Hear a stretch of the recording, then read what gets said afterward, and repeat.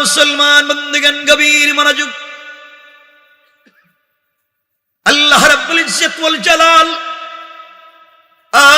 আখিরি জামানার পয়গম্বর সরকারে কায়নাত, দো জাহানের সরদার নবী রহমত জনাবে মুহাম্মদ রাসূলুল্লাহ সাল্লাল্লাহু আলাইহি ওয়াসাল্লাম কে আল্লাহ তাআলা জানিয়ে দিয়েছেন, বন্ধু আমার, দুনিয়ার জমিনে যারা আমি আল্লাহর গোলাম দাবি করবে, আশিক রাসূল দাবি করবে, তাদের কতগুলা গুণ আছে, কোয়ালিটি আছে। কোরআনের 4টা, হাদিসের 4টা, এই 8 গুণ যারা অর্জন করতে পারবে, আল্লাহর রাসূল বলে দিয়েছেন ফাদাখালাল জান্নাতা বিসালাম, ইন্তেকাল করতে দেরি হবে, আল্লাহর ওই গোলাম, আল্লাহর তৈরি দারুস সালাম নামক জান্নাতে যেতে 1 মিনিটও দেরি হবে না। পড়েন সুবহানাল্লাহ।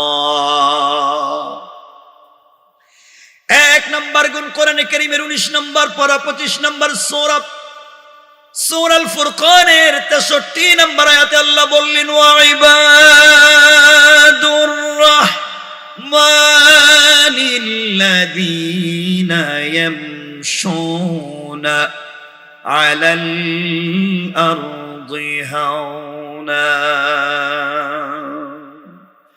আল্লাহ রাব্বুল ইজ্জত ওয়াল জালাল বলছেন, মুসলমানেরা, এই দুনিয়ার জমিনে যারা আমি আল্লাহর গোলাম দাবি করবে, আশিক রাসূল দাবি করবে, আমি আল্লাহর গোলাম নিজেকে মনে করবে, বান্দারে, আল্লাহর গোলামের 1 নম্বর কোয়ালিটি, কন্ডিশনার গুণ হলো, আমার গোলাম দুনিয়ার জমিনে কোনোদিন অহংকার করতে পারে না। কি করতে পারে না? এই বৃহত্তর এলাকা আল্লাহ যাদেরকে টাকার মালিক বানিয়েছেন, মিল ফ্যাক্টরির মালিক বানিয়েছেন, শিল্প কল কারখানা গাড়ি বাড়ির মালিক বানিয়েছেন, আপনি আপনার সম্পদের কারণে অহংকার করতে পারেন না।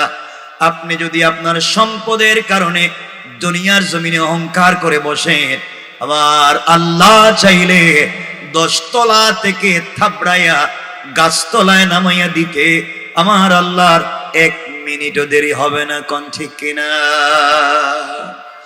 আর আমি আপনি যদি অহংকার ছেড়ে দিতে পারি, নিজেকে মাটির সঙ্গে মিশিয়ে দিতে পারি, আমিত্বকে বিলীন করে দিতে পারি, আল্লাহ রাব্বুল ইজ্জত ওয়াল জালাল বলে দিয়েছেন, বান্দারে, আমার আল্লাহ চাইলে গাছতলা থেকে বাঁশতলা থেকে কান ধরে 10 তলার মালিক বানাইয়া দিতে আমার আল্লাহর 1 মিনিটও দেরি হবে না। কোন ঠিক কিনা?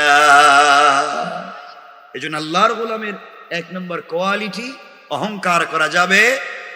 বলেন না যাবে? আপনারা করেননি?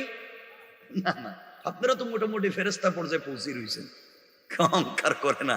দেখবেন বেচারার আগে এলাকায় পয়সা পাতি ছিল না, গরিব মানুষ ছিল, হঠাৎ এলাকায় পয়সার মালিক, হঠাৎ বড় লোক, হঠাৎ পয়সার গরমে দেখবেন এলাকার সাধারণ পাবলিক রেও ঠিক মতো চিনে না। আসেনি? এগুলা আসেনি? কেউ রাগ কইরে না, 2 হাত জোড় করে বলছি, শুধু আপনারা খারাপ না, যে আমার মতো হুজুর যারা আমার মতো, এরা বেশি খারাপ হয়ে যেতেছে। দেখবেন সব এলাকায় না, আমি আমার কথাই কইতেছি, বলেন, দেখবেন এলাকায় যদি কেউ বড় হুজুর হয়ে যায়, সব জায়গায় না, মাঝে মাঝে এলাকায় বড় হুজুর, এলাকার বড় হুজুর রাস্তা দিয়ে হাঁটতেছেন, তিনি আর পাবলিকরে সালাম দেন না। আমি দিতাম কে রে, আমি বড় হুজুর, আমারে সালাম দেও। কথা কন না, বড় হুজুরের সালাম দিলে জবাব দেয় না, মাথা নাড়ায়, ঠিক আছে, ঠিক আছে কি তা, ঠিক আছে কি? বড় হুজুরের দিকে যাইতেছেন, বলেন হুজুর, বড় হুজুরের সঙ্গে শুনছি বড় বড় আলেমদের সঙ্গে মুসাফা করলে সগীরা গুনাহ মাফ হয়, হুজুর একটু মুসাফা। না না, আমার ঠান্ডা লাগতেছে, হাত দিতে চান, কিন্তু মুসাফার সময় যদি বড় হুজুরের হাতে এই যে একটু একটু হাদিয়া, একটু একটু হাদিয়া, একটু কথা কয় না দিকে রে, একটু কি বড় হুজুর, হুজুর আমার ছেলে অস্ট্রেলিয়াতে একটু হাত দিয়ে দিয়েছিল, এই যে হাত দিয়ে, থ্যাংক ইউ ভেরি গুড, আবার আইসো, আবার ঠিক আছে, ঠিক আছে কি, হ্যাঁ হাত দিয়ে দিছে, এখন থ্যাংক ইউ ভেরি গুড। আর মুসাফার জন্য 1 বছর আগে সিরিয়াল নেওয়া লাগে মুসাফা করতে, কই পাইছেন এগুলা? রাসূল পাক সাল্লাল্লাহু আলাইহি ওয়াসাল্লাম, কেউ যদি আল্লাহ রাসূলের কাছে পিছন দিক থেকে সালাম দিয়েছে, সালাম পিছন দিকে, রাসূল ওই দিকে দাঁড়িয়ে ওদিকে তাকিয়ে ওদিকে সালামের জবাব দেন, সিনাটা ঘুরাইয়া দিয়েছে। হাদিসের ইবারত, রাসূল হাত পুরান নাই, সিনা ঘুরাইয়া দিয়েছে। মানুষ ডান দিকে সালাম দিয়েছে, রাসূল হাত ঘুরান নাই, পুরো সিনাটা ঘুরাইয়া দিয়েছে। আল্লাহু আকবার বলেন। কি ছিল রাসূলের চরিত্র, বানাইছি কি আমরা? 1 মিনিট মনে রাখবেন রাসূল কেমন ছিলেন। 1 মিনিট, ওটা ঘটনা বলতেছি না, শুধু 1 মিনিট বুঝাবার জন্য বলতেছি। গ্রাম থেকে এক বেচারা গরিব মানুষ, কিপ্তি কালো হাবশি গোলাম, একেবারে কালোর শেষ নাই, ঠোঁট মোটা, পাও রেল লাইনের মতো কাটা কাটা, দাঁত বের হয়ে গেছে, উস্কো খুস্কো চুল, শরীরের মধ্যে ভালো কোনো কাপড় নাই। কিছু সবজি নিয়া মদিনার বাজারে এসে বিক্রি করতে, সারা দিন চলে গেছে, কেউ তার সবজি কিনে না। তার চেহারা দেখবার পরে আর বিক্রি করতেছে মাটিতে বসে গাছের পাতায়, কেউ তার কাছে সবজি নেন। আল্লাহ রাসূল আসরে সালাত পড়ে বের হয়ে দেখলেন, আরে ওই বেচারার জোহরের সালাতের পরেও দেখলাম সবজি নিয়ে বসে রয়েছে, এখনো দেখতেছি একই জিনিস নিয়ে বসে রয়েছে।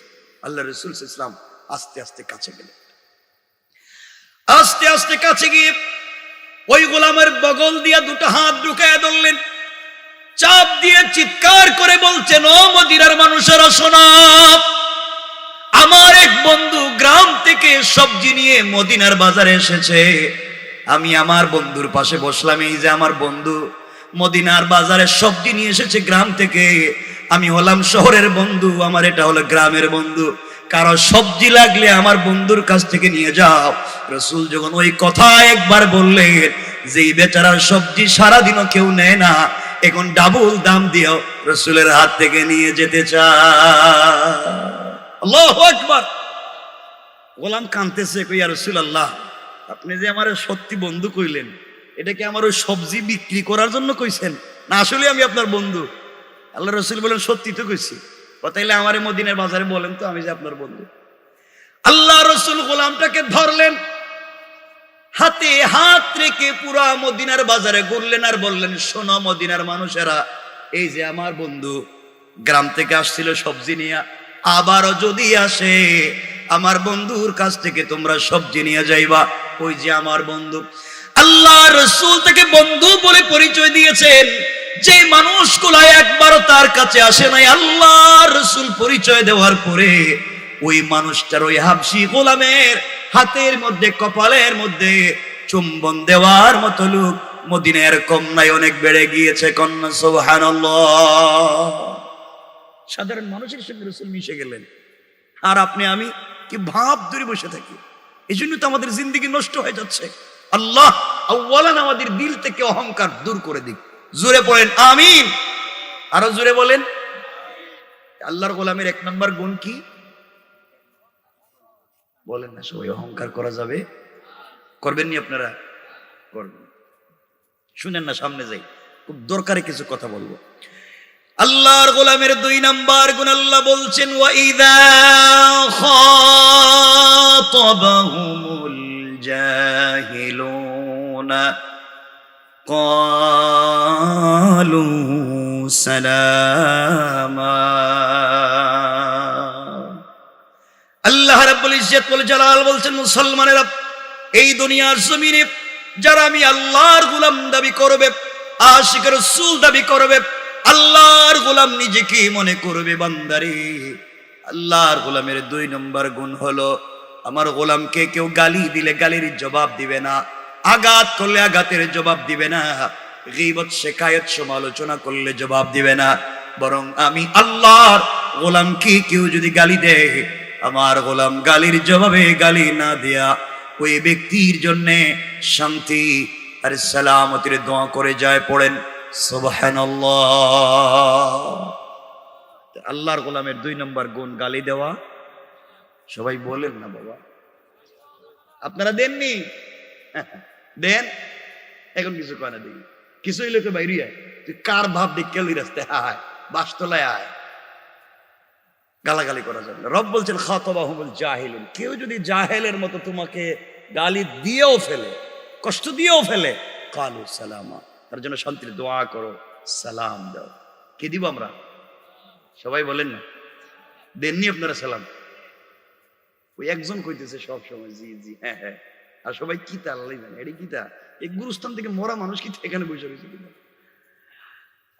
সালাম দিব তো ইনশাআল্লাহ।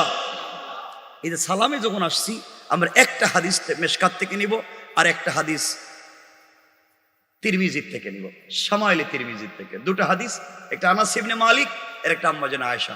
2 মিনিটে আমরা কথা সংক্ষেপ করবো এই জায়গায়। বলবো, আম্মা জান আয়েশা সিদ্দিকা রাদিয়াল্লাহু তাআলা আনহা বলেন, আমার স্বামী বিশ্বনবী সরকারে কায়নাত রাসূল পাক সাল্লাল্লাহু আলাইহি ওয়াসাল্লাম, তিনি যখন ঘরে আসতেন, আমি কত ট্রাই করতাম রাসূলকে সালাম দেওয়ার। আজকালকে আমাদের স্বামী স্ত্রীতে সম্পর্ক নাই, এই জন্য আমাদের ঘর থেকে ভালো ভালো সন্তান, এই হচ্ছে আমাদের সমাজের কন্ডিশন, খারাপ। তো কথা হচ্ছে কেমন হওয়া চাই আমার বন্ধুগণ? সমাজকে সুন্দর করতে হলে পরিবারকে সুন্দর করতে হবে। স্বামী স্ত্রীর সম্পর্ক যদি ভালো হয়, ওই জায়গায় যদি আমানতদারি হয়, সচ্চরিত্র হয়, তাহলে একটা সন্তান ভালো হওয়ার সম্ভাবনা থাকে। একটা ছেলে 10টা প্রেম করে আর বিয়ের সময় খুঁজে রাবিয়া বসরির মতো মেয়ে, কত বড় শয়তান! চিন্তা করলে শয়তান আল্লাহর করছে নাকি? প্রেম করছে 10টা আর মেয়ে খুঁজে রাবিয়া বসরি। 10টা প্রেম করে যারা বিয়ে করছে, হেরে জিজ্ঞাসা তুমি জীবনে প্রেম করছে কোন কি? আপনি, আমি জীবনে কোনো ছেলেরাও দেখিনি। অথচ আল্লাহ বলছেন অপবিত্রের জন্য অপবিত্র আর পবিত্রের জন্য পবিত্র। তাইলে তার বউ যে কথা কইছে, এটা সত্য না মিথ্যা? আসতে বললেন কেন? আরো জুড়ে বলেন, মিথ্যা না সত্য? মানে হে যে পথের, ও একই পথের। অনেক মেয়ে আছে 10টা 20টা সম্পর্ক করে বেড়ায়, হারাম কাজ করে, আর বিয়ের সময় খুঁজে সাজালা লইলে ভালো আছে। ঠিক কিনা? স্বামীজি গায়ে তুমি কিনা জীবনে প্রেম টেম, প্রেম মানে কিতা?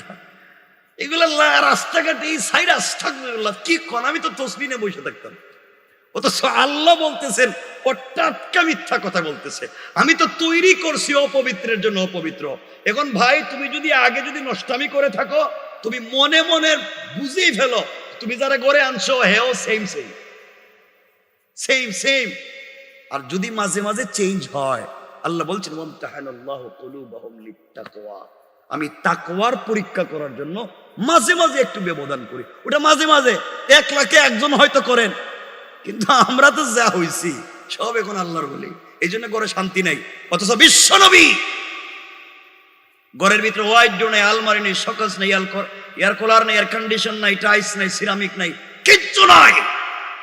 প্রেম মোহাব্বত আর ভালোবাসায় ছিল ভরা। আর আমাদের ঘরে সব আছে, মোহাব্বত আর ভালোবাসা নাই। আমরা যেন আশা বলেন, আমরা ঘরে 2 জন মানুষ, কিন্তু আমাদের প্লেট একটা, গ্লাস একটা, বালিশ একটা, কম্বল একটা, আমরা সব একটা একটা মানুষ, 2 জন। আলহামদুলিল্লাহ বললেন না? আর আমাদের ঘরে সব আছে, স্বামী স্ত্রী একই বিছানায় ঘুমায়, একই বিছানায় ঘুমায়। একজন পূর্ব দিকে মুখ দিয়া, একজন পশ্চিম দিকে মুখ দিয়া, আর মধ্যখানে ব্যারিকেড দিয়ে কুল বালিশ দিয়া। এটা ইউক্রেন, এটা রাশিয়া, আর বর্ডার হইল কি কুল বালিশ। এটা পাস হওয়া যাবে না। তো এই পরিবারের শান্তির আশা কেমনে করে? ঠিক কিনা বলেন না? কেমনে শান্তির আশা করেন বলেন তো? আমরা 2 জন এক জায়গায় থাকে, আর কথাই বলে না। আর বউরে এমন হয়ে গেছে, সব না, দেখবেন যত পচা নোংরা ছেঁড়া, সারাদিন যে কাপড় পরে ঘরে কাজ করছে, রান্নাবাড়ি করছে, ধোয়ার গন্ধ লেগে আছে, ঘামের গন্ধ লেগে আছে, এইটা পরেই স্বামীর পাশে একটা বস্তার মতো শুয়ে থাকে। কথা কোন দেখেন? আরে কথা বলেন, সত্য না মিথ্যা বলছি? আর যেটা সব থেকে দামি কাপড়, ওইটা একবার পারফিউম দিয়ে রেখে দিয়েছে তার দুলাভাই এনে, অথবা মার্কেটে গেলে সে ওই কাপড় পরবো, ওই মার্কেটে কারে দেখাইতে যায়? এজন্য তুমি তো স্বামী তো বিয়া করছিলা ঠিক না, তোমারে বিয়া করছে, এটাই তো বুঝতেছি না। বউ তোমার সামনে তো খারাপ কেন? পৃথিবীর সবার সামনে সুন্দর সুন্দর কথা বলে, স্বামীর দেখলে তার মিজাজ গরম হয়ে যায়। এমন মহিলা নাই? এজন্য পরিবারকে সুন্দর করে, স্বামী স্ত্রীর সম্পর্ক চমৎকার করে। শামাইলে তিরমিজিতে আম্মা জান আয়েশা বলেন, আমি যখন দেখতাম রাসূল ঘরে আসতেছেন, তখন আমি ঘরের কর্নারে, ঘরের চিপায়, পর্দার আড়ালে দাঁড়িয়ে থাকতাম, দরজার চিপায় দাঁড়িয়ে থাকতাম, নবীজি যেন আমার দেখতে না পান। তিনি ঘরের ভিতরে এসে আয়েশা বলে ডাক দিবেন, আমারে পাবেন না, আমি ঝাপটি মেরে তাকে জড়িয়ে ধরে তার কপালে চুম্বন দিয়ে আমি স্ত্রী সর্বপ্রথম আমার স্বামীরে সালাম দিব। সুবহানাল্লাহ একটু কর, আর একটু জোরে কোন সুবহানাল্লাহ। কিন্তু আম্মা জান আয়েশা হাদিসের ইবারত, ওয়াল্লাহি, আল্লাহর জাত ও সিফাতের কসম, আমি আমার জিন্দগিতে কত ট্রাই করছি রসুলকে আগে সালাম দেওয়ার, কিন্তু পারি নাই। নবীজি গড়ে আসার বহু দূরে থাকতে আমারে সালাম দিতেন। নবীজি যদি নিজের বউরে সালাম দিতে পারতেন, বিশ্ব নবী আল্লাহর পরে যার মর্যাদা, তিনি যদি নিজের স্ত্রীরে সালাম দিতে পারতেন, তাহলে আপনারা পারেন না? ইনশাল্লাহ মানে কি আজকে থেকে শুরু? এতদিন কইছিলেন সব জায়গায় ইনশাল্লাহ মেয়েরা দিলে কি আমি বুঝবো নাকি? আমারে হেরা এটা দিয়ে বুঝ দিতে চায়, আমারে বুঝ দেওয়া যাইতো না। এতদিন সালাম দিলেন না কেন বউরে কথা কন? এই যে মুরব্বীরা আমার চেহারার দিকে তাকায়, দুই চারজনেরা হাসতেছে, এরা মনে মনে করে হুজুর কোন কি ওয়াজ, 50 বছরের কাছে বউরে সালাম দিলাম না, আজকে যদি সালাম দিই তে বউ কইব বুইড়া বাজারে কোন কাম গড়াইছে, আমারে সালাম দিয়ে ভাব মারতেছে। সালাম দিবেন তো সবাই বলেন ইনশাল্লাহ, বলা লাগবে কিন্তু। কিন্তু কেউ কেউ কইতেছে না এটা আমার চেহারা, আমি দেখতেছি ঠোঁট নড়ে না, বলেন না ইনশাআল্লাহ। আজকে ওয়াজ থেকে গিয়া বাসার দরজায় দাঁড়াইয়া স্ত্রীরে বলবেন, স্ত্রী আসসালামু আলাইকুম ওয়া রাহমাতুল্লাহ। বউ কইব মা এই বুড়ারে আজকে কোন ভূতে ধরলো? আপনি বলবেন কোনো ভূতে ধরে নাই, হুজুর এই মাত্র ওয়াজ করছে আর আমি সুন্নত আদায় করছি। ইনশাআল্লাহ সালাম দিবেন। আল্লাহ রসুল হাদিসে বলছেন, দারাকুতনি, যেই ঘরে স্বামী স্ত্রীকে, স্ত্রীর স্বামীকে সালাম দিবে, আল্লাহ তাদের ঘরে 100 থেকে 300টা বারাকাতের দরওয়াজা খুলে দিবে। মিশকাত শরীফ বাবু তিব্বে ও রেখাত, ডাক্তার এবং ডাক্তারি, নবীজি বলেছেন যেই ঘরে স্বামী স্ত্রীকে, স্ত্রী স্বামীকে আওয়াজ করে দিল কুলে ভালোবাসা নিয়ে সালাম করবে, তাদের হার্ট, কিডনি, লাঞ্চেও যদি কোনো রোগ থাকে আল্লাহ তা থেকেও তাদেরকে মুক্ত করে দিবে। সুবহানাল্লাহ, জুড়ে পড়েন। তাহলে সালাম দিবেন নি আজকে থেকে? না আশা করবেন শুধু বউ দিত? দিবেন নি সালাম? সালাম দিলে মানে লজ্জা করেনি আপনাদের? কেউ লজ্জা করে না, এখন লজ্জা করে না। এতদিন দিলেন না যে লজ্জা করতো না? তার বউরে সালাম দিতে লজ্জা করারই কথা। বউরে সালাম দিতে লজ্জা করে, আর বউরে ফিডাইবার সময় লজ্জা কই যায়, বউরে মারবার সময়। ওই দিন একদিন আমারে কইতেছে, বউরে মারতে মারতে কইতেছে তুই আমারে আব্বা কো।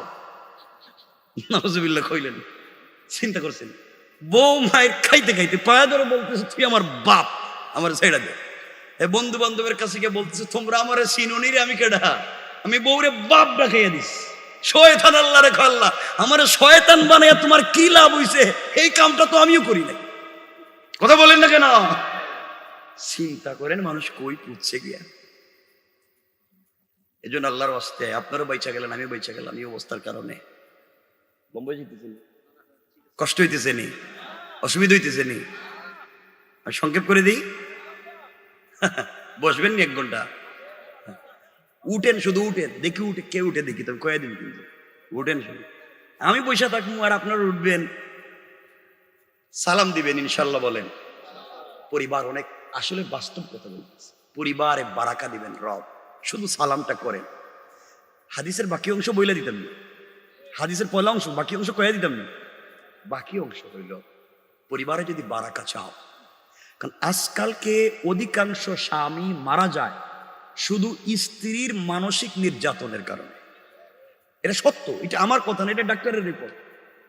এই জন্য স্বামী স্ত্রীর কন্ট্রোভার্সিকে যদি চমৎকার করতে পারেন এইভাবে যে একে অপরকে সালামও দিবেন, আর আপনি স্বামী মাঝে মাঝে গড়ে গেলে বউরে, মানে আপনার স্ত্রীরে মাঝে মাঝে মোহব্বত করে মাঝে মাঝে মুখে উঠিয়ে খাওয়াইয়া দিয়েন ভালোবাসা।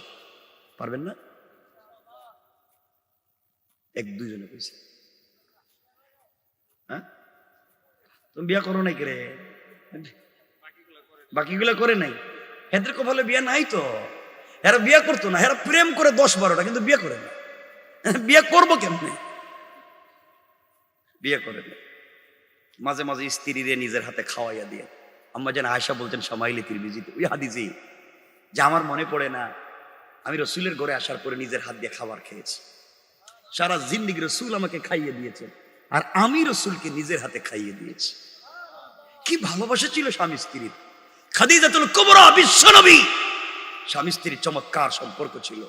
আল্লাহ তাদের ঘরে জন্ম দিয়েছেন সাইয়্যিদাতুন নিসাই আহলিল জান্নাহ, হযরত ফাতেমা। হযরতে ফাতেমা, হযরতে আলী, স্বামী স্ত্রী সম্পর্ক কত চমৎকার ছিল। আল্লাহ তাদের ঘর থেকে জন্ম দিলেন সাইয়্যিদা শাবাবি আহলিল জান্নাহ। আল্লাহু আকবার। আর আমাদের ঘর থেকে জন্ম নেয় বল্টু। বল্টু বাইরে এই সব কাম সাইরা লয়। এই জন্য আমাদের পরিবারকে সুন্দর করেন। মাঝে মাঝে স্ত্রীরে নিজের হাতে খাওয়াইয়েন, এটা বরকত এবং এটা অনেক বেশি বরকত। পারবেন না ইনশাল্লাহ? আমি তো বুঝতেছি আপনাদের হাতের খাবার বউ খাইতো না, এটা আমি বুঝতেছি। কারণ বউ মনে করবো আমার বিষ খাওয়াইতেছে, ও আরেকটা বিয়ে করতেছে আর আমার বিষ খাওয়াই মেরে ফেলাইতেছে। কারণ আপনি এই কন্ডিশন ফ্যামিলিতে তৈরি করছেন। এই জন্য স্বামী স্ত্রীতে একজন আরেকজনের প্রতি বিশ্বাস তৈরি করেন, খাওয়াইয়েন ইনশাল্লাহ বলেন। কারণ আমার ওটাও মনে হইতেছে যে আপনারা মুখে উঠাইয়া ভালোবেসে আদর করে নিজের স্ত্রীকে মুখে উঠে খাওয়াইতে পারবেন না, আপনারা মুখে উঠাইয়া ভালোবেসে খাওয়াইতে পারবেন ওই পাশের বাড়ির ভাবি। ঠিক কিনা? দেখুন ঠিক এতক্ষণ ঠিক কইছে না? এখন ঠিক এতক্ষণ ঠিকই কইল না। আল্লাহর ওয়াস্তে পরিবারকে সুন্দর করেন, স্বামী স্ত্রী সম্পর্ক চমৎকার করেন। কারণ মনে রাখবেন, নিশ্চয় একজন আর একজনের কাছে ধরায়, এটা বিশ্বাস করেননি? দেখবেন পৃথিবীতে স্বামী যত বড় পীর হোক, বউ জানে আপনি সিরিয়ালে কত নম্বরের খারাপ। কথা বলেন না কেন? আপনি যত বাপ ধরেন বাহিরে আইসা, যত লম্বা লম্বা কথা কন, কেউ না জানলেও আপনার বউ জানে যে আপনি জিনিসটা কি। ঠিক কিনা?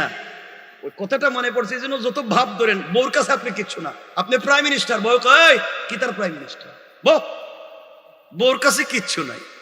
এই জন্য স্বামী স্ত্রীর সম্পর্কে এমন হওয়া চাই। আমার হাদিসের কথা না, কোরআনের কথা না। আশরাফ আলী থানভী উনার মালফুজাতে একটা ঘটনা আনছেন, আমরা 1 মিনিটে বলি। সমরকন্দে এক আল্লাহর ওলি ছিল, আশরাফ আলী থানভী বলতেছেন, আমার কথা না, খুব মুস্তাজাবুদ দাওয়া ছিলেন। কিন্তু উনার স্ত্রী ছিল মারাত্মক পর্যায়ের দাজ্জাল। উনার ঘরে ফিরেই তো দরজা বন্ধ করে। আপনি চিন্তা করতেছেন, আপনি মনে মনে করে হুজুর আমার বউ তোমার ফিরে, ঠিক কিনা? এটা ঠিক কইছে নাকি? বাচ্চা গেছে।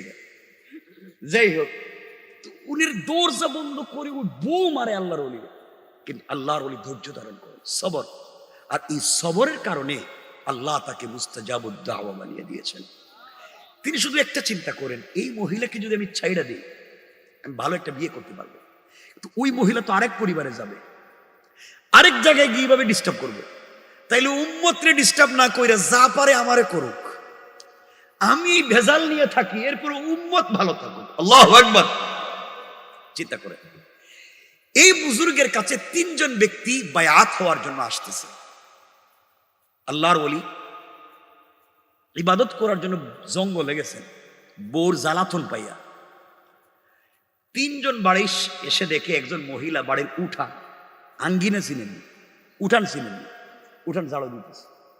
3 জন যুবক এসে বলতেছে, মা এই বাড়ির পিসা বুজুর কই? পিসাব কাটা রে, পিসাব কাটা মানে পিসাব বুজুর কর, এটা তোমার স্বামী, এটা তো বাট পাস। 3 জনকে বুঝলাম না, সারা দুনিয়ার মানুষের অলি মনে করে কত মুরিদ হুজুরের বউ। আপনি কি? আমি এর বউ আমি জানি না এটা কি। এরা চিন্তা করছে এর হাতে যে লম্বা ঝাড়ু যদি ফিডানি শুরু করে, যাইতেছি আমাদের দরকার নেই। 3 জন চলে যাইতেছে। চিন্তা করে পাবলিক বাহিরে কত ভদ্র বলে, বউ এত খারাপ জানে কেন? আশরাফ আলী থানভী বলেন, উনি আল্লাহর ওলি ছিলেন হাকিকতে, উনার কাশফ হয়ে গেল। তিনি বুঝতে পারলেন যে 3 জন ব্যক্তি আসছিল, চলে যাচ্ছে, এতে করে উলামাদের প্রতি বিদ্বেষ তৈরি হবে এই যুবকদের অন্তরে। আল্লাহর কাছে বলেন, আল্লাহ তুমি আমাকে এতটুকু শক্তি দাও যে এই 3টা যুবক হিদায়াতের পথে আসে। আল্লাহ তাকে শক্তি দিলেন। আশরাফ আলী থানভী লিখেন যে ওই আল্লাহর ওলি বাঘের পিঠে সাওয়ার হয়ে, কিসের পিঠে বলেন না? বাঘের পিঠে সাওয়ার হয়ে অজগর সাপরে হাতের ছড়ি বানাইয়া আসতেছে। 3 জন দেখে, কিরে এই তো দিকে আল্লাহর ওলি, বাঘের পিঠে যিনি বসতে পারে, অজগর সাপরে হাতের ছড়ি বানাইতে পারে, হে পিরুই বানাইতে হইব কেডা? বউ কইল কি? 3 জন এসে সালাম দিয়া, হুজুর বাড়িতে গেছিলাম, আল্লাহর ওলি বলছেন তোমরা তো এখনো মায়ের খাও নাই। হুজুর মায়ের খাই নাই, খাওয়ার ব্যবস্থা ছিল। হুজুর আপনি এটা ছাড়িয়ে দেন না কেন? আমি ছাড়ি না বাবা, ওরে রাখছি আর ধৈর্য ধরছি, এই জন্য আল্লাহ আমার এই পজিশন দিছে। তারা বায়াত হয়ে চলে, লম্বা ঘটনা তিনি লিখছেন, আমরা ঘটনা যাচ্ছি না, মূল ফোকাস দিচ্ছি। আল্লাহর কাছে আল্লাহর ওলি সেজদায় পড়ে কাঁদতেছেন, বলতেছেন আল্লাহ এমন এক বউ দিছো, কত মানুষের হিদায়ত দিলাম, এরে পারলাম না। আল্লাহ তুমি আমার বউর একটা হেদায়তের ব্যবস্থা দাও, আমারে আর একটু কিছু কারামত দাও, যেন বউ দেইকা কমপক্ষে হিদায়ত পায়। আশরাফ আলী থানভী বলেন তাকে আর একটু কারামত দিলেন। তিনি বাড়িতে যাইতেছিলেন, ওই বাতাসের উপর দিয়ে উড়ে উড়ে ভাবে, বুঝতেছেন আমার কথা, উড়ে উড়ে যাইতেছে। বউ কই? বাইরে কি করে? বাড়িতে উঠান ঝাড়ু দেয়। ও উপর দিকে তাকায় দেখি তারে একদম পিসব দিকে আসমানের উপর দিয়ে উড়ে উড়ে যায়। আর আমার জামা একটা পীর হয়েছে, বন জঙ্গলে থাকে, ওর কোনো কাজ কারবার নাই, বন জঙ্গলে থাকে, কত সুন্দর একটা পীর আসমানের উপর দিয়ে উড়ে উড়ে যায়। এমন একটা পীর যদি পাইতাম তাইলে মুড়ি দিয়ে যেত। আসুক আজকে আমার স্বামী, সব কয়া দিব। কিছুক্ষণ পরে আল্লাহর ওলি আইসে, আপনি তো পীর হয়েছেন, শুধু বন জঙ্গলে থাকেন, আজকে একজন পীর দেখছি আসমানের উপর দিয়ে যায়।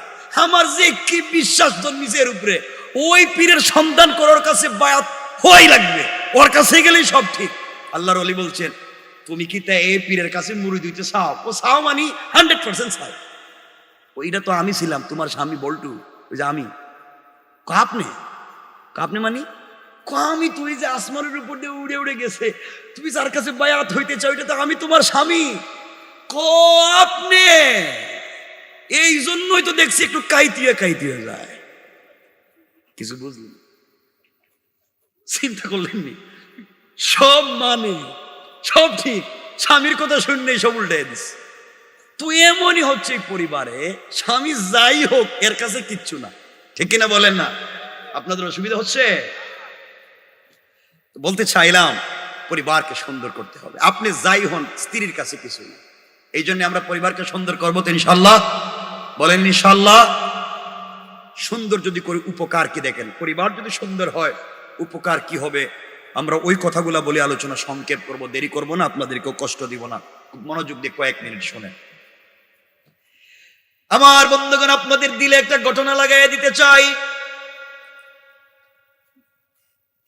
তারিখে ইবনে জারির তাবারিতে লিখে আল্লামা জুলফিকার নকশবন্দি খুতুবাতে জুলফিকারে চমৎকার করে নিয়ে এসেছেন। পৃথিবীতে হযরতে ফাতেমা রাদিয়াল্লাহু তাআলা আনহার তখন পর্যন্ত বিয়ে শাদী হয় নাই। কথাটা আমার না, তারিখে ইবনে জারির তাবারিতে আছে। জুলফিকার নকশবন্দির খুতুবা দেখেন, হযরতে ফাতেমার তখন পর্যন্ত বিয়ে হয় নাই, ছোট। ওই সময়ে চলার পথে এক ইহুদির মেয়ের সঙ্গে তার সম্পর্ক হয়ে গেল, বন্ধুত্বের সম্পর্ক। একদিন দুই দিনের না, দীর্ঘদিন পর্যন্ত সম্পর্ক চলতে থাকলো, অর্থাৎ বন্ধুত্বের সম্পর্ক, আন্তরিকতা। ওই মেয়েটা ইহুদির কিন্তু ফাতেমার চরিত্র দেখে মুগ্ধ হয়ে গিয়েছে। প্রতিদিন সকালবেলা ফাতেমার কাছে চলে আসে, সারাদিন কাটাইয়া দেয় ফাতেমার আমানতদারির চরিত্র দেখে। মেয়েটা তখন পর্যন্ত মুসলমান হয় নাই, কিন্তু ফাতেমার প্রতি তার অগাধ বিশ্বাস তৈরি হয়ে গেল। এইভাবে একদিন দুই দিন না, দীর্ঘদিন পর্যন্ত চলে গেল। মেয়েটা বুঝতে পেরেছে এই পৃথিবীতে একমাত্র আমানতদার চরিত্র মেয়ে ফাতেমা। ওই মেয়ের মতো মেয়ে আর হতে পারে না। মেয়েটা একদিন তার বাবার কাছে গিয়েছে সন্ধ্যার সময়। ইহুদি ডাক দিয়া বলছে, মেয়ে আমার তোমার সঙ্গে কিছু কথা বলতে চাই। মেয়ে বলতেছে, আব্বা কি বলতে চাও বলো। ইহুদি বলতেছে, মারে তোমার বয়স কম হয় নাই মা, তুমি বড় হয়ে গিয়েছো, তোমাকে বিয়ে দিতে চাই। তোমার জন্য আমার দেশে এক বিখ্যাত শিল্পপতির ইহুদির ছেলেকে পাত্র হিসাবে নির্বাচিত করেছি। ছেলেটাও দেখতে সুন্দর, পয়সার অভাব নাই। মারে তুমি কি ওই বিয়েতে রাজি, এই কথা জানতে চাই। ইহুদির মেয়েটা ডাক দিয়া বলছে, আব্বা আপনি আমাকে বিয়ে দিতে চান, আমার কোনো আপত্তি নাই, কিন্তু বাবা আমাকে আপনি আগামীকালকে সন্ধ্যা পর্যন্ত সময় দিতে হবে। আগামীকালকে সন্ধ্যার আগে আগে আপনার কাছে আমি ফাইনাল ডিসিশনের সিদ্ধান্ত জানাইয়া দিব। মেয়েটা বাবার কাছ থেকে সময় নিয়ে পরের দিন সকালবেলা ফাতেমার বাড়িতে পৌঁছে গিয়েছে। ফাতেমাকে ডাক দিয়ে বলেছে, বোন রে, আজ আমি তোমার কাছে এসেছি, আমার জিন্দগির ফাইনাল সিদ্ধান্ত জানতে চাই, আমার ভবিষ্যৎ সম্পর্কে জানতে চাই। বোন রে, আজ আমি তোমার কাছে এসেছি আমার জিন্দগির সব থেকে বড় সিদ্ধান্ত নেওয়ার জন্য। আমার বাবা আমাকে বিয়ে দিতে চায়, আমার জন্য ছেলে ঠিক করেছে। ছেলেটা নাকি শিল্পপতি ইহুদির ছেলে, দেখতেও সুন্দর কম না, কিন্তু আমি কারোর সঙ্গে পরামর্শ করতে পারলাম না। বাবা যে ছেলে ঠিক করেছে এটা আমার জন্য কল্যাণকর হবে কিনা তাও বুঝতে পারিনি। এই জন্য পৃথিবীর তো মানুষ থাকবার পরেও কারোর সঙ্গে পরামর্শ করতে পারলাম না, কারণ তোমার মতো বিশ্বস্ত আমানতদার কাউকে মনে করিনি। আমার চোখে দেখা ফাতেমা, তোমার কাছে পর্যন্ত যত মানুষ পরামর্শের জন্য এসেছে, কে মুসলিম কে অমুসলিম, তুমি সবাইকে চমৎকার আদর্শ সম্পন্ন পরামর্শ দিয়েছ। আমি তোমার কাছে এসেছি, বলো না বাবা দেখান ওই ছেলেকে বিয়ে করব কিনা। ফাতেমা ডাক দিয়ে বলছেন, বোন রে, পৃথিবীর কোন বাবারাই চায় না মেয়েটা কষ্টে থাকুক। পৃথিবীর সকল বাবারাই চায় তার মেয়েটা স্বামীর বাড়িতে ভালো থাকুক। আমার মন বলছে তোমার বাবা যে ছেলে ঠিক করেছে বিয়েতে রাজি হয়ে যাও। মেয়ে ডাক দিয়ে বলছে, ফাতেমা তুমি বলেছো এই জন্য আমি রাজি হতে পারি, আমার কোনো আপত্তি নেই, কিন্তু একটা শর্ত আছে। ফাতেমা বললেন, বোন রে, তোমার আবার শর্ত কি বলো? তোমার শর্ত তো তোমার বাবাকে বলবে, আমাকে কেন?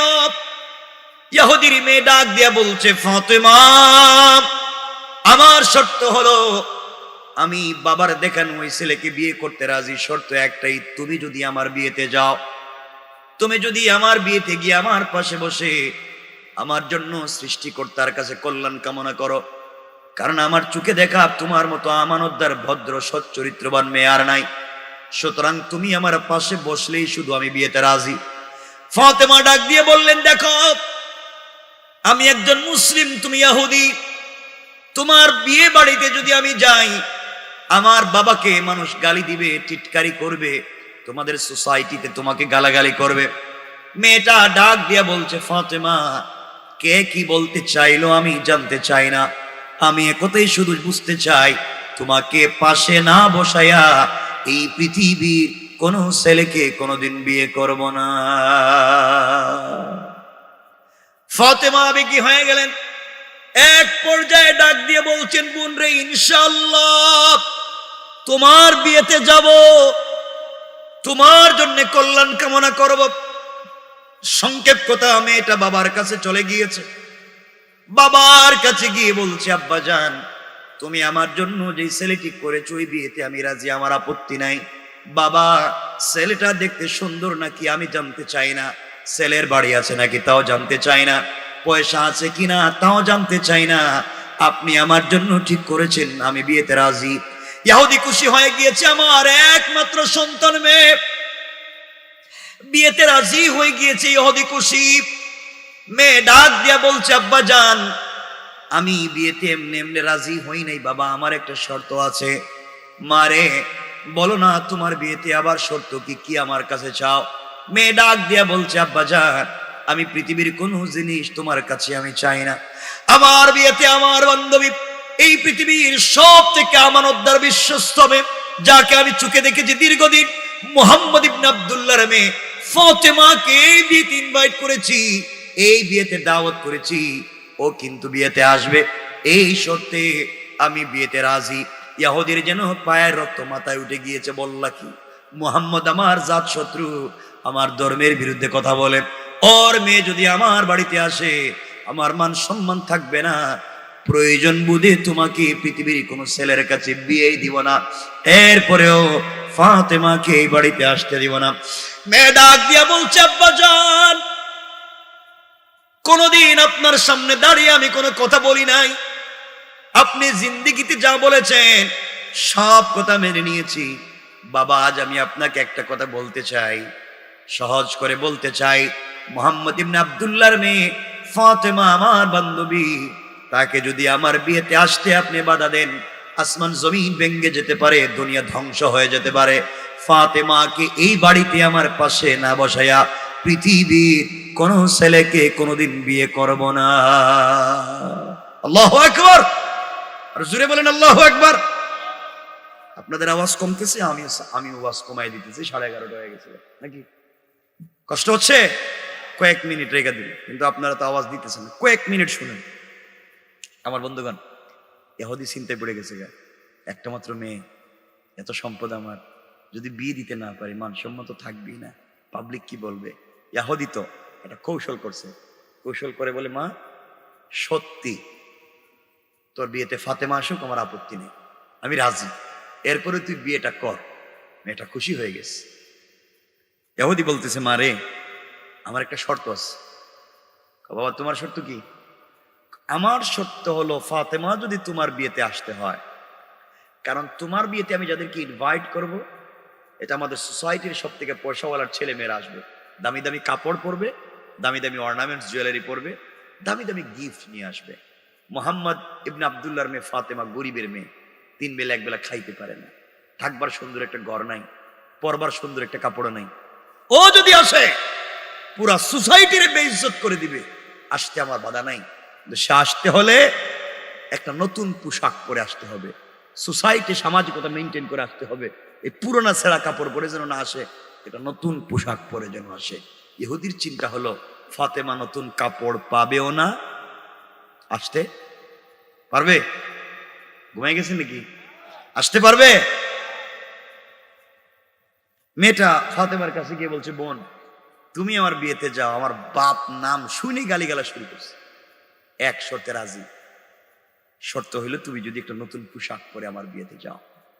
ফাতেমা এই কথা শুনে হাউমাউ করে কাঁদতে শুরু করছে, ডাক দিয়া বলছেন, বোন রে, এমন এক বাবার ঘরে জন্ম নিয়েছি, মাসের পর মাস চলে যায়, আমাদের ঘরের চুলায় কোনো আগুন জ্বলে না, কিন্তু আমার কোনো অনুযোগ নাই, আমার কোনো অভিযোগ নাই। আমার বাবা আমাকে ভালো নতুন পোশাক দিতে পারেন না, কোনো অভিযোগ নেই, অনুযোগ নেই, কারণ দুনিয়ায় কষ্ট করে চলতে চাই, আখিরাতে রব খুশি হয়ে গেলেই সব ঠিক। রব যদি খুশি হয়ে যায় আর জীবনে কিছু চাই না, দুনিয়ার জমিনের সম্পত্তি চাই না, রব খুশি হয়ে গেলে সব ঠিক। বোন রে, আমি নতুন পোশাকও পাবো না, তোমার বিয়েতেও যেতে পারবো না। মেয়ে কাঁদতেছে আর বলছে, ফাতেমা নিশ্চয় আজকে রাত্রে আমি সুসাইড করে মরে যাব, কারণ তোমাকে পাশে না বসাইয়া পৃথিবীর কোন ছেলেকে বিয়ে করতে চাই না। এমন সময় ইহুদির মেয়ে ডাক দিয়া বলছে, ফাতেমা তুমি আমাকে কতটা দিন বলেছো এই পৃথিবীতে তোমার একজনের সাথে প্রেম, তুমি একজনকে মন প্রাণ দিল উজাড় করে ভালোবাসো। ও ফাতেমা তুমি আমাকে বলেছো আসমান জমিনের মালিক আল্লাহকে তুমি মনে প্রাণে ভালোবাসো। ফাতেমা তুমি আমাকে বলেছো তোমার আল্লাহ আসমান জমিন বানাইছেন, তোমার আল্লাহর এত ক্ষমতা, প্রতিদিন পূর্ব দিগন্তে সূর্য উঠায়, পশ্চিম আকাশে ডুবাইয়া দেয়, তোমার আল্লাহ পৃথিবীর সকল ক্ষমতার মালিক। তুমি আমাকে বলেছো সারাদিন কষ্ট করে রোজা রাখো, সন্ধ্যার পরে নামাজের সিজদায় গিয়া যখন আল্লাহ বলে ডাক দাও, তোমার রব তোমার সঙ্গে কথা বলে, তুমি তার প্রেমে পাগল হয়ে গিয়েছো। সে যা চায়, সে তুমি যা চাও সে তা দিতে পারে, পৃথিবীর এমন ক্ষমতার কারণে তোমার আল্লাহ ছাড়া। ফাতেমা সত্যি যদি তোমার সঙ্গে রবের এমন সম্পর্ক হয়ে থাকে আর তার যদি এমন ক্ষমতা হয়ে থাকে, ও ফাতেমা তোমার আল্লাহ কি পারে না তোমাকে একটা নতুন পোশাকের ব্যবস্থা করে দিতে? আমি কথা দিলাম ফাতেমা, তোমার সৃষ্টিকর্তার কাছ থেকে একটা পোশাকের যদি ব্যবস্থা করতে পারো, আমিও কালিমা পড়ে মুসলমান হয়ে যাব। ফাতেমা বিকি হয়ে গেলেন, ডাক দিয়া বললেন, বোন রে, ইনশাআল্লাহ ইনশাআল্লাহ কথা দিলাম তোমার বিয়েতে যাব এবং এই পৃথিবী সব থেকে দামি কাপড় পরে যাব। কোন সুবহানাল্লাহ। মেয়েটা খুশি হয়ে গেছে, বাবার কাছে গিয়ে বলছে, আব্বা ফাতেমা কিন্তু বিয়েতে আসবে এবং একটা নতুন পোশাক পরে আসবে কথা বলছে। ইহুদি মস্কারা করে, তো দেখছো নি থাকবার ঘর নাই, হ্যাঁ নাকি নতুন পোশাক পরবো, আসো। এই কথা যেদিন চলতেছে ওই দিন থেকে 1 মাস পরে বিয়ে। কয়দিন একটু বলেন না? 1 মাস পরে বিয়ে। ওই 1 মাসে আরো বহুত ঘটনা ঘটছে, পোশাক কিনতে, ফাতেমার কাছে মেয়েটা বারবার আসছে, আরো 2-3টা দুর্ঘটনা এখানে এসেছে, সব বাদ দিয়ে দিলাম, বলতাম না। ডাইরেক্ট বিয়া, মধ্যখানের 1 মাসের ওয়াজ বাতিল।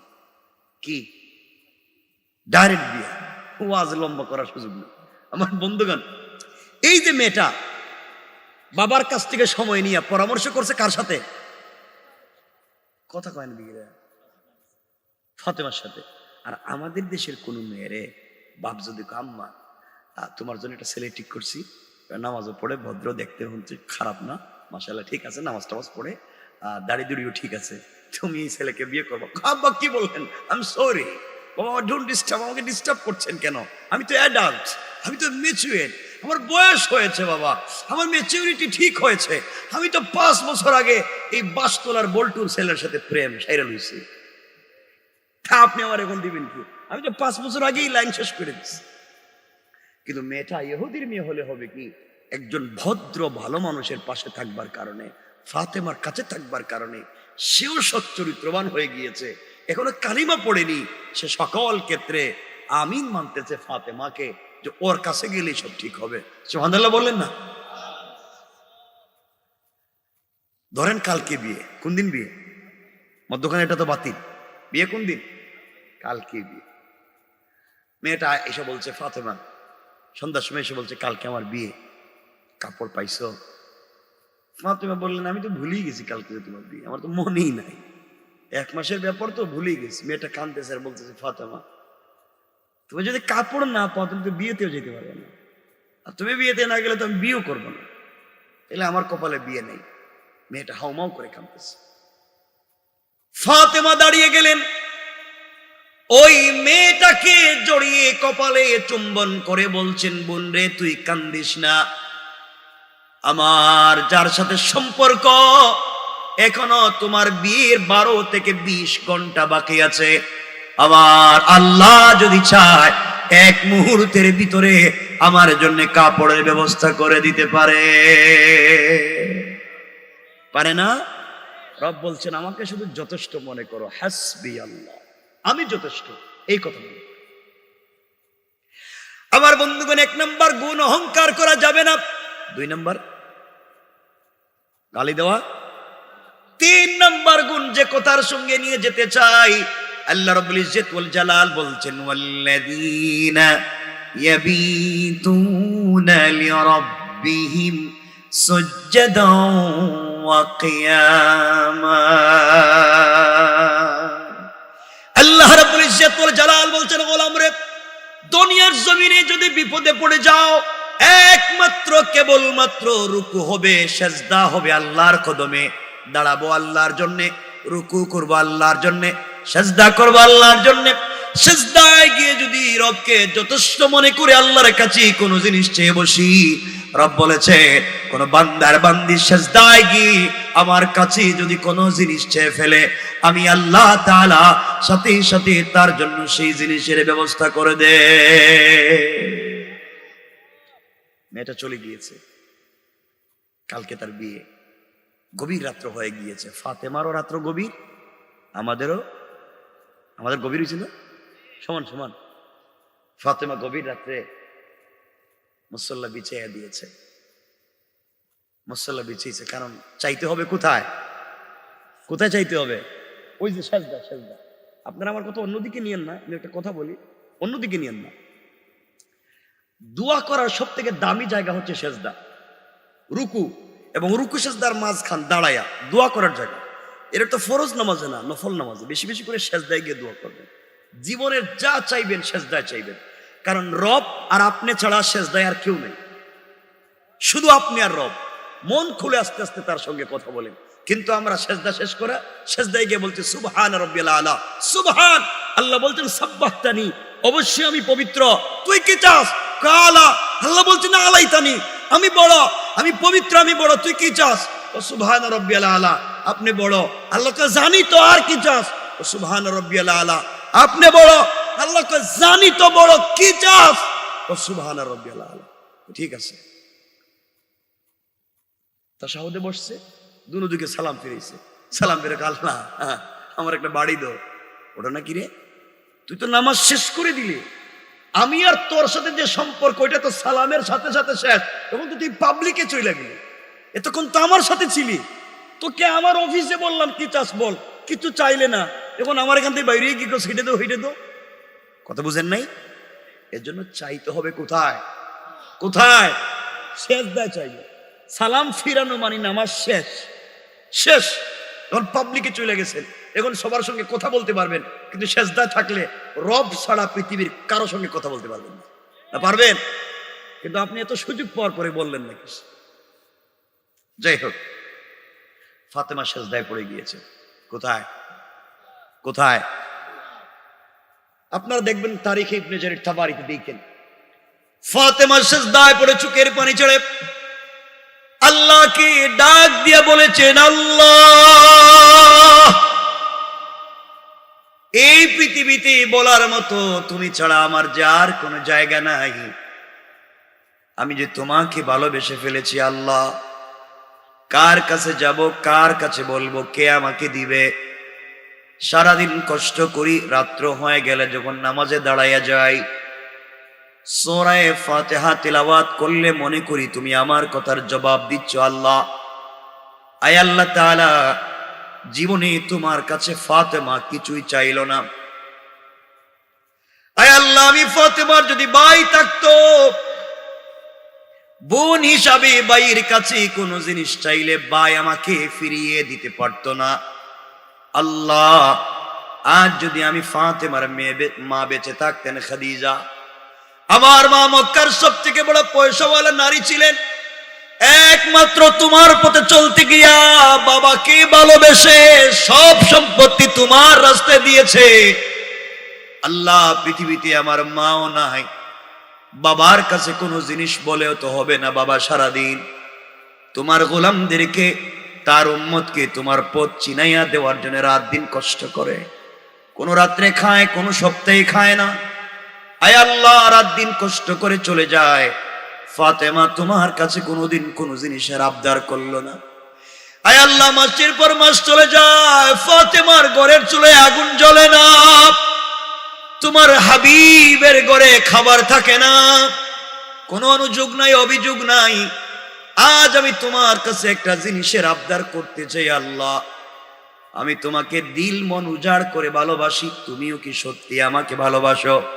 আয় আল্লাহ তাআলা, আজ আমি তোমার কাছে ছোট্ট একটা জিনিসের আবদার করতে চাই।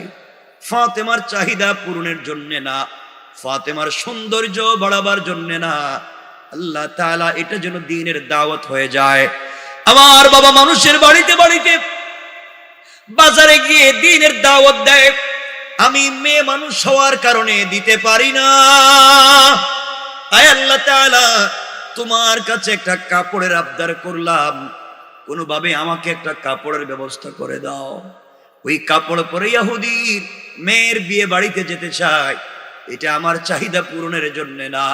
ওই কাপড়ের দিকে তাকাইয়া ওই বাড়িতে যত মহিলারা জমা হবে, সকল মহিলারা যেন কালিমা পড়ে মুসলমান হয়ে যায়। সুবহানাল্লাহ, একটু জোরে পড়েন। লম্বা কথা। ফাতেমা সেজদায় কাঁদতেছেন, কাঁদতে কাঁদতে নামাজ শেষ করে দিয়েছেন, গভীর রাত্রে, দরজা জানালা বন্ধ। হঠাৎ করে তাকায় দেখে ঘরের ডাইন কর্নারে দক্ষিণ দিকে এটা সুন্দর দুইটা কাপড়ের প্যাকেট। না সুবহানাল্লাহ, এটা কালকে ওয়াজের পরে কইেন, কেমন ভাল লাগবে? একা একা সুবহানাল্লাহ কইবেন, সবাই একসাথে পড়ি সুবহানাল্লাহ। ফাতেমা প্যাকেট হাতিনে চিন্তা করেন, কাপড় দিয়ে গেল কে? দরজা জানালা বন্ধ। রাসূল পাক সাল্লাল্লাহু আলাইহি ওয়াসাল্লাম তো এখনো আছেন। দৌড়ে আব্বা জানের কাছে গেছেন, আব্বা নামাজে আল্লাহর কাছে কান্নাকাটি করে কাপড় চাইছিলাম, কি দিয়ে গেছে এটা তো জানি না। দুইটা প্যাকেট। নবীজি একটা প্যাকেট খুললেন, খুলে দেখেন একটা প্যাকেটে একটা সালোয়ার, একটা কামিজ, আরেকটা প্যাকেটে একটা ওড়না। সালোয়ার কামিজ স্টোন দিয়া ডিজাইন করা, পাথরের টুকরা দিয়া, ওড়নার মধ্যে গ্লাসের টুকরা দিয়ে ডিজাইন করা। এমন চমৎকার ডিজাইন পৃথিবীর কোনো ফ্যাশন ডিজাইনের সাথে যায় না, কোনো ফ্যাক্টরি ইন্ডাস্ট্রির সাথে যায় না। আর যখনই কাপড়টার প্যাকেট খুলছে, সাথে সাথে জান্নাতুল ফিরদাউসের মিশকে আম্বরের ঘ্রাণ বের হয়ে গিয়েছে। নবীজি চিন্তা করতেছেন, কাপড়টা দিল কে? ডিজাইনের কাপড়, হঠাৎ করে শুনেন ঘরের দরজায় কে নক করছে, সালাম দিছে।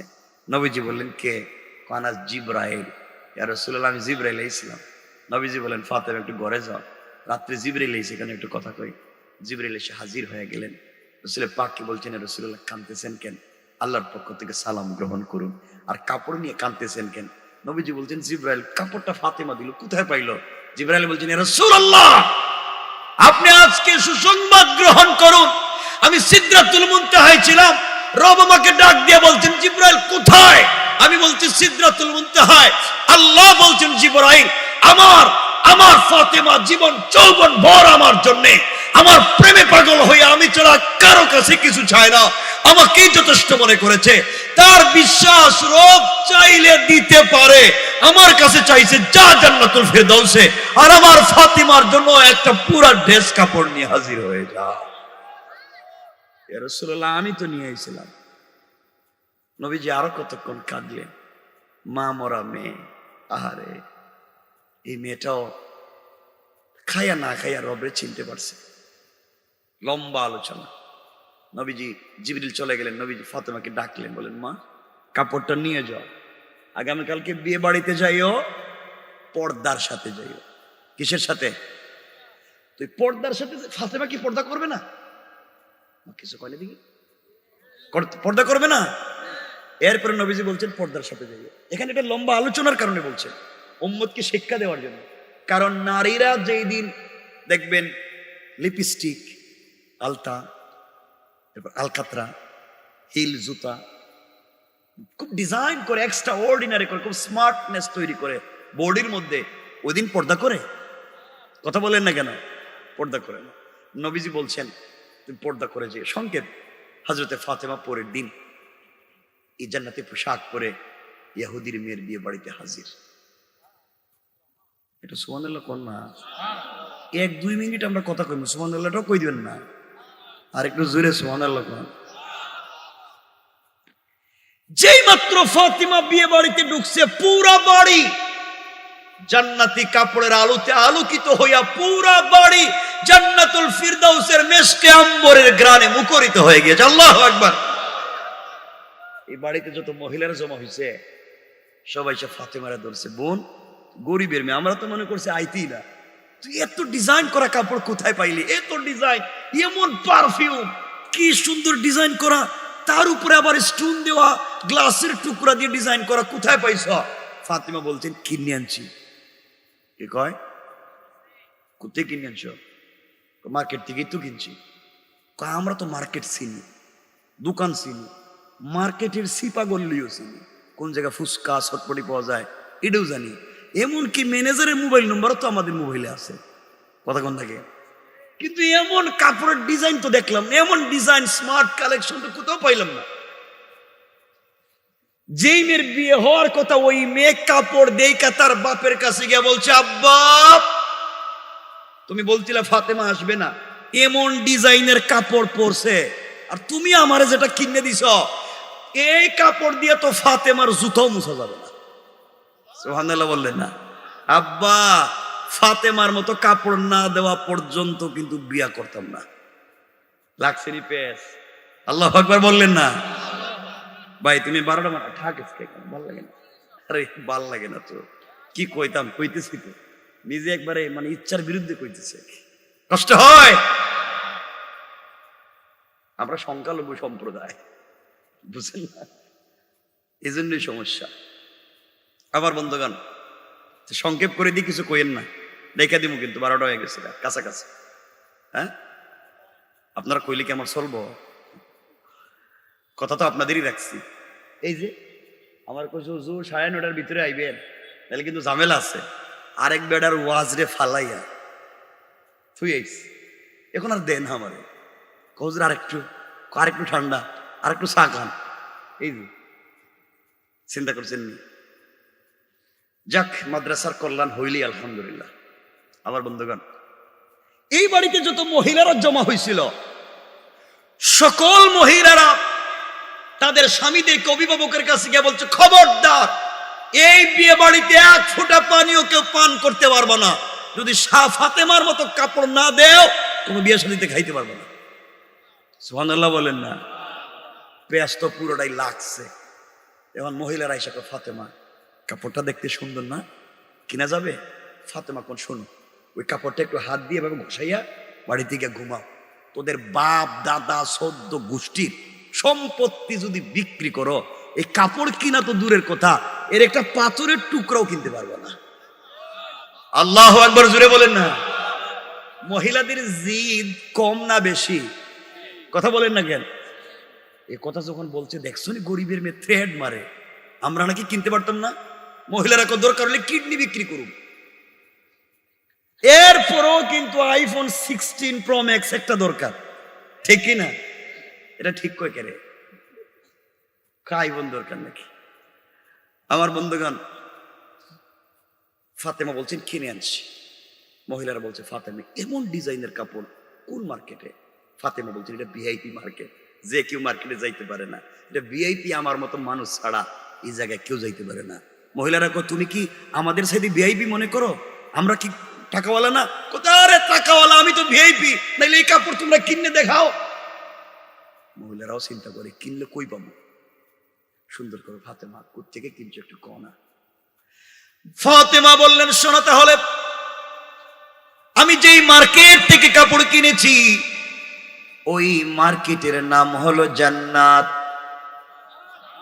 আর যেই শোরুম থেকে, যেই দোকান থেকে কাপড় কিনেছি ওই দোকানের নাম হলো জান্নাতুল ফিরদাউস। সুবহানাল্লাহ, জোরে পড়েন। মহিলারা কয়, জান্নাত, জান্নাতুল ফিরদাউস? আমাদের মার্কেটের নাম তো বল্টু মিয়ার মার্কেট। এটা কি মার্কেটের নাম? কয় না, আমি তো শুনলাম না। ফাতেমা, মার্কেটটা কোন দিকে গেছে? এটা বাসতলা দিয়া, মির্জাপুর দিয়া, না গুড়াই দিয়া? কোন দিকে গেল রাস্তাটা আমার ক? ফাতেমা বলছেন, এই মার্কেটে যাওয়ার রাস্তা সাধারণ না, এটা স্পেশাল রাস্তা, এটা সিকিউর করা রাস্তা, যে কেউ চাইলে রাস্তা দিয়ে যাইতে পারবে না, এই স্পেশাল রাস্তা। ও বোনেরা, এই রাস্তাটাও ভিআইপি, মার্কেটও ভিআইপি, আর মালিক তো আরো বড় ভিআইপি। মহিলারা বলছে, বলো কোন মার্কেটে যাওয়ার রাস্তা কি, কোন দিকে যাওয়া যায়? ফাতেমা বললেন, শোনো মহিলারা, যে দোকান থেকে কাপড় কিনেছি ওই দোকানের নাম জান্নাতুল ফিরদাউস, যে মার্কেট থেকে কাপড় কিনেছি মার্কেটের নাম জান্নাত, আর ওই মার্কেটে যে রাস্তা দিয়ে গিয়েছি ওই রাস্তা হলো ইহদিনাস সিরাতাল মুস্তাকিম। ও মহিলারা, সিরাতে মুস্তাকিম নামক রাস্তা দিয়া যদি চলো রে, সামনে গেলে জান্নাত নামক মার্কেট পাইবা, ওখানে গেলে জান্নাতুল ফিরদাউস নামক দোকান পাইবা, ওখানে যদি যেতে পারো আমার চাইতে আরো দামি দামি কাপড় পাইবা। ও মহিলারা, তোমরা কি এখানে যেতে পারবা? মহিলারা চিন্তায় পড়ে গিয়েছে, কি রাস্তার নাম বলে, কি মার্কেটের নাম বলে। ও ফাতেমা, সত্যি বলো, তুমি কি এখান থেকে এনেছো? ফাতেমা বললেন, সত্যি বলছি, ওখান থেকে আনছি, কিন্তু আমি কিনি নাই। সুবহানাল্লাহ বলবেন না? কিনো নাই, এতক্ষণ বলছি কিনছো, খুব মজা করলাম, কিনি নাই। ওতে পাইছো কই? আমার সাথে একজনের প্রেম, ও ভালোবাসি তারে, হেও আমারে ভালোবাসে, কইছিলাম রাত্রে আমার একটা কাপড় লাগবো, ভালোবাসি দিককে আমারে দিয়ে দিস। কো কি? আমরা তো প্রেম করি বল্টুর ছেলের সাথে, 2 টাকা দিয়ে বাদাম কিনে দেয় না, আর বাদাম যদি দেয় তো হে ওর দিয়ে খায়া ফেলা। আর তুমি কো কি এগুলা? এত ডিজাইন করা কাপড় দিছে, এটা কোথায়? ফাতিমা বলছেন, ওই যে বললাম না জান্নাতুল ফিরদাউস, ওর মালিক হইলো আমার বন্ধু। আল্লাহু আকবার বলে, ওর মালিকই আমার বন্ধু। মহিলারা কেউ দেখছো, গরিবের মেয়ে, জান্নাতুল ফিরদাউস, আল্লাহ জানে কি মার্কেট, কি দোকান, এর মালিক তার বন্ধু। মহিলারা কে, ফাতেমা তাহলে এই জায়গায় যাওয়া লাগবে, যে ভাবি হোক। ফাতেমা বলেন, যাইতে পারবা না। রাস্তাটা কোন দিকে আরম্ভ হয়েছে এটা কয়া দাও। ফাতেমা বলছেন, রাস্তা বললেই তো যাইতে পারবা না, এটা একটা ভিআইপি রাস্তা, ওই ভিআইপি রাস্তা দিয়ে চলতে গেলে একটা আইডি কার্ড লাগবে, পরিচয় পত্র লাগবে, পরিচয় পত্র ছাড়া এই রাস্তা দিয়ে কাউকে চলতে দেওয়া যাবে না। আর পরিচয় পত্র থাকলেই হবে না, ওই পরিচয় পত্রে একটা পিন নাম্বার আছে, পিন, ওই পিন নাম্বার যদি মনে না রাখো তাহলে কিন্তু রাস্তা পাইবা না। তোমার কাছে এটিএম কার্ড আছে কিন্তু পিন নাম্বার মনে নাই, বুথে গেলে পয়সা পাবা না। ফাতেমা বললেন, শুধুমাত্র আইডি কার্ড থাকলে হবে না, পিন নাম্বার মনে রাখা লাগবে। তাইলেই সামনে গেলে সব ঠিক হইব। মহিলারা বলে ফাতেমা বলো না আইডি কার্ডটা কি আর পিন নাম্বারটা কি।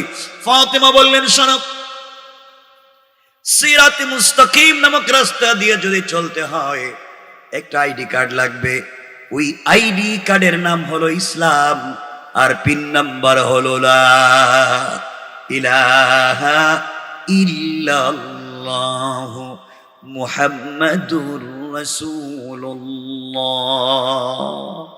ও মহিলারা, লা ইলাহা ইল্লাল্লাহ নামক পিন নাম্বার মনে প্রাণে ধারণ করে ইসলাম নামক আইডি কার্ড যদি সঙ্গে করে সামনে গেলে সিরাতে মুস্তাকিমের রাস্তা পাইবা, আর সামনে গেলে জান্নাত নামক মার্কেট পাইবা, ওখানে গেলে জান্নাতুল ফিরদাউস নামক দোকান পাইবা, ওখানে গেলে আমার মালিকরেও পাইবা। মালিকের সঙ্গে যদি তোমরাও সম্পর্ক করতে পারো আমার চাইতে আরো দামি দামি কাপড় পাইবা। মহিলারা চিন্তা করে বলে কি কেমনে কি করা যায়। ফাতেমা আইডি কার্ডটা কোন চেয়ারম্যান মেম্বার দেয়, কোন ইউনিয়ন অফিসে আইডি কার্ড দেয়? ফাতেমা বলেন এইবার জায়গায় আইছো, আইডি কার্ড পৃথিবীর কেউ দেয় না, এই পিন নাম্বার পৃথিবীর কারো কাছে পাওয়া যায় না, এই আইডি কার্ড তো বিতরণ করেন আমার আব্বা। আল্লাহু আকবার বলেন না। ইসলাম নামক আইডি কার্ড তো বিতরণ করে আমার বাপ, কালিমা নামক পিন নাম্বার বিতরণ করে আমার বাপ, সিরাতে মুস্তাকিমের রাস্তার সন্ধান দিছেন আমার বাপ, জান্নাত নামক মার্কেটের সন্ধান দিছেন আমার বাপ, জান্নাতুল ফিরদাউস নামক দোকানের সন্ধান দিছেন আমার আব্বা, আর মালিকের সঙ্গে সম্পর্কও করাইয়া দিছেন আমার আব্বা। সুতরাং তোমরা ওই জায়গায় যাইতে আমার বাপ লাগবে, তোমরা তো যাইতে পারবা না। মহিলারা কয় ফাতেমা তুমি গরিবের মেয়ে হইয়া যদি এত দূর যাইতে পারো, এত কিছু আদায় করতে পারো, আমরা কেন পারবো না? দরকার হলে সব বাদ দিব। ফাতেমা বলতে দেখো এই কালিমা পড়লে ওই জায়গা পর্যন্ত যাইতে গেলে অনেকাংশে স্বামী স্ত্রী সম্পর্ক থাকবে না, হয়তো কেউ মানবে কেউ মানবে না, মা বাবার সম্পর্ক থাকবে না, তোমরা এত সম্পর্ক ভেঙে দিয়া এত দূর পর্যন্ত যাওয়ার দরকার নাই। মহিলারা বলছে ফাতেমা তুমি অনেক চালাক, গরিবের মেয়ে হইয়া এত দূর সম্পর্ক করে যদি দুনিয়া এবং আখিরাত কমপ্লিট কামিয়াবি নিতে পারো, আমরা কেন ব্যর্থ হব? প্রয়োজন বোধে স্বামীকে ছাড়বো, প্রয়োজন বোধে দুনিয়ার সকল সম্পর্ক ছাড়বো, এরপরেও কালিমা পড়োই জান্নাত পর্যন্ত যেতে চাই। সুবহানাল্লাহ জোরে বলেন না। একেবারেই সংক্ষেপ করে দিলাম, লম্বা আলোচনা। আল্লামা জুলফিকার নকশবন্দি লিখেন মহিলারা বলছে ফাতেমা হাত লম্বা করে দাও, আমরা কালিমা পড়তে চাই। একসাথে 350 জন মহিলা অথবা 472 জন মহিলা একসাথে কালিমা পড়ে মুসলমান হয়ে যায়।